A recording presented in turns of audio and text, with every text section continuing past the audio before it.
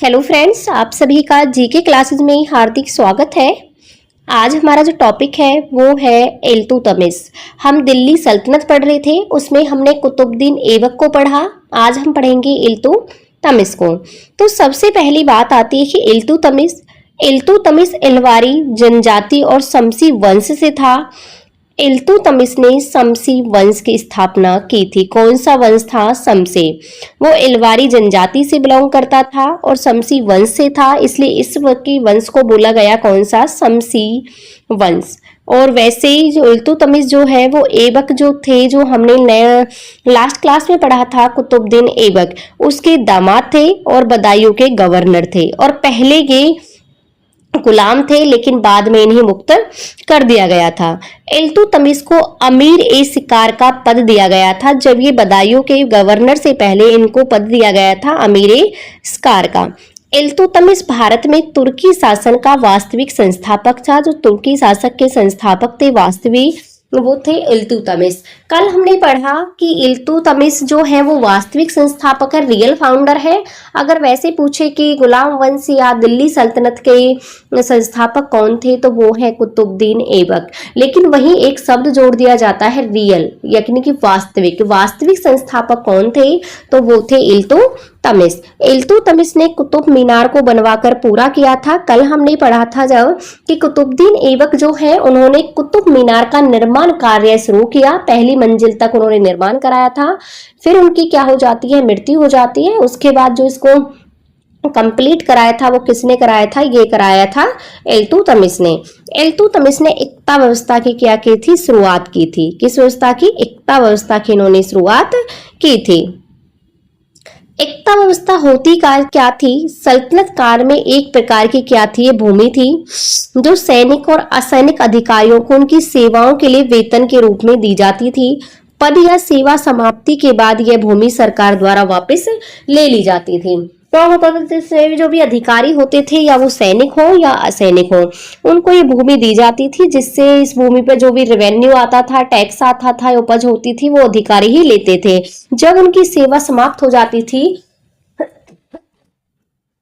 उस पद पर, तो उस सरकार द्वारा उस भूमि को क्या है? वापस ले लिया जाता था। इसे कहा गया एकता व्यवस्था। और इसकी शुरुआत किसने करी थी? इसकी शुरुआत करी थी इल्तुतमिश ने। इल्तुतमिश सुल्तान की उपाधि धारण करने वाला दिल्ली सल्तनत का पहला शासक था कि जिन्होंने सुल्तान की उपाधि धारण की थी। इल्तुतमिश ने उपाधि औपचारिक रूप से जो है वो खलीफा अल-मुंतसिर बल्हार से प्राप्त की थी। तो सुल्तान की उपाधि प्राप्त करने वाला पहला दिल्ली सल्तनत का शासक कौन था? ये था इल्तुतमिश। इल्तुतमिश पहला तुर्क शासक था जिसने शुद्ध अरबी के सिक्के चलाए। इल्तुतमिश ने चांदी का टका और तांबे का जीतल भी प्रचलित किया। चांदी की को बोला जाता था टका, और जो तांबे का है उसे कहा जाता था जीतल। और इन दोनों का प्रचलन यानी कि शुरुआत किसने करी थी? ये करी थी इल्तुतमिश ने। अरबी सिक्के भी किसने चलाए? इल्तुतमिश ने चलाए। चांदी का जो टका होता था उसका वजन 75 ग्रेन होता था। विदेशों में प्रचलित टंकों पर टकसाल नाम लिखने की परंपरा को भारतवर्ष में प्रचलित करने का श्रेय किसको है? ये भी इल्तुतमिश को। जो टकसाल होती थी जहां पर सिक्के ढाले जाते थे, ठीक है, वहां पर टकसाल का नाम लिखने की जो कि भाई किस टकसाल से बना है, इसका भी प्रचलन किसने किया था? शुरुआत किसने की थी? ये की थी इल्तुतमिश ने। और तुर्की शासन का वास्तविक संस्थापक भी था। भारत में मुस्लिम प्रभुसत्ता का श्री गणेश किसने किया? इल्तुतमिश ने किया था। तराइन का तीसरा युद्ध हुआ था 1215 में। तराइन का पहला युद्ध 1191 में हुआ, दूसरा 1192 में हुआ था, तीसरा हुआ था 1215 ईस्वी में। किस किस के बीच हुआ था? इल्तुतमिश और यल्दौज के बीच हुआ था, जिसमें इल्तुतमिश की क्या होती है? विजय होती है, और यल्दौज जो है यल्दौज हार जाता है। ठीक है, तो आपसे पूछ ले, तराइन का तीसरा युद्ध 1215 में इल्तुतमिश और यल्दौज के बीच हुआ था। इल्तुतमिश को भारत में गुंबद निर्माण का पिता कहा जाता है। जैसे आप पिक में देख पा रहे, गुंबद जो है ऊपर जो गुंबद बना होता है, इसके निर्माण का पिता किसे कहा जाता है? इल्तुतमिश को कहा जाता है, क्योंकि उन्होंने इसकी शुरुआत की थी। चहलगानी सल्तनत काल में चहलगानी कहा जाता था। 40 जो तुर्क सरदार थे उनका एक समूह होता था जिसे कहा जाता था चहलगानी। और इसकी स्थापना किसने की थी? इल्तुतमिश ने इसको स्थापित किया था। ये सरदार थे प्रशासनिक व्यवस्था में सुल्तान को अपना सहयोग देकर महत्वपूर्ण भूमिका निभाते थे। जो 40 सरदार थे, ये जो शासक था उसके जो प्रशासन का चलाने का जो तरीका था उसमें क्या करते थे? सहायता करते थे। तो चहलगानी को शुरू किया था किसने? इल्तुतमिश ने, लेकिन उसे खत्म किया था किसने? बलबन ने। ये भी याद रखना, खत्म किसने किया था? बलबन ने इसको खत्म किया था चहलगानी को। शुरुआत किसने की थी? इल्तुतमिश ने की थी। इल्तुतमिश के महत्वपूर्ण तत्व कौन कौन से हैं?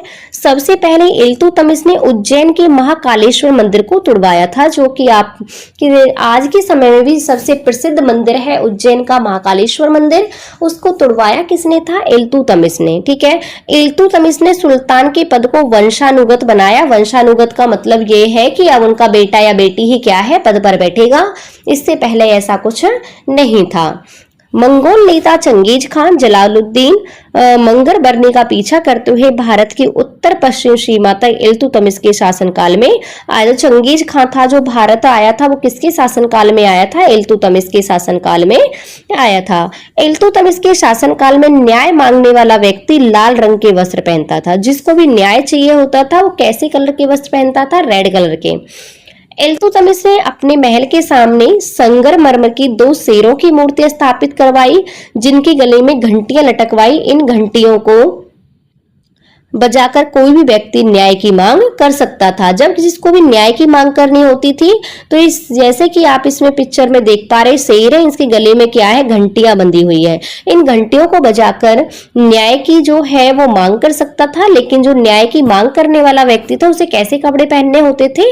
लाल कलर के उन्हें कपड़े पहनने होते थे। इल्तुतमिश ने 1226 में रतनभौर पर विजय प्राप्त की थी। रतनभौर पर विजय प्राप्त कब हुई की थी? इन्होंने 1226 में। ठीक है। महाकालेश्वर मंदिर को तुड़वाया। सुल्तान पद को वंशानुगत बनाया।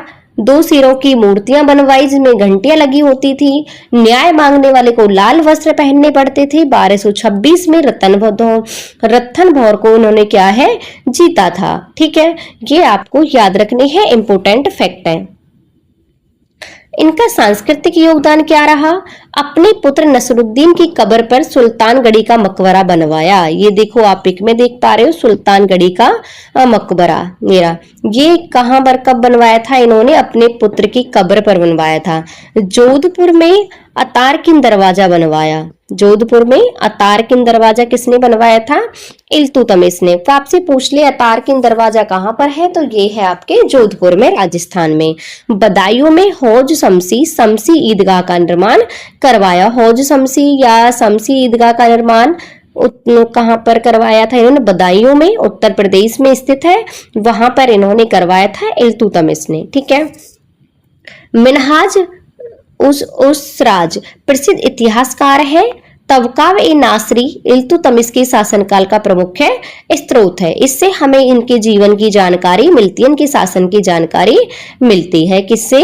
तबकात-ए-नासरी से। इल्तुतमिश की जो मृत्यु हो 30 अप्रैल 1236 ईस्वी में दिल्ली में हुई थी। दिल्ली में ही इल्तुतमिश को दफनाया गया था। ठीक है। इल्तुतमिश ने अपना उत्तराधिकारी, उनकी एक पुत्री थी जिसका नाम था रजिया सुल्तान, उसको बनाया था। परंतु तुर्क एक स्त्री को अपना शासक नहीं बनाना चाहते थे। इसी कारण इल्तुतमिश की मृत्यु के बाद रुकनुद्दीन फिरोज शाह को गद्दी सौंप दी गई। इल्तुतमिश ने तो अपनी बेटी को गद्दी पर बैठाया, लेकिन तुर्क थे वो एक औरत को गद्दी पर नहीं बैठ करना देखना चाहते थे, इसलिए उन्होंने रुकनुद्दीन को फिरोज शाह को गद्दी पर बैठा लिया। इल्तुतमिश महान शासक और प्रशासनिक सुधारक था। तुर्की शासन को मजबूत आधार प्रदान किया। उसने अपनी दूरदर्शिता से सल्तनत को संगठित और स्थायी रूप प्रदान किया।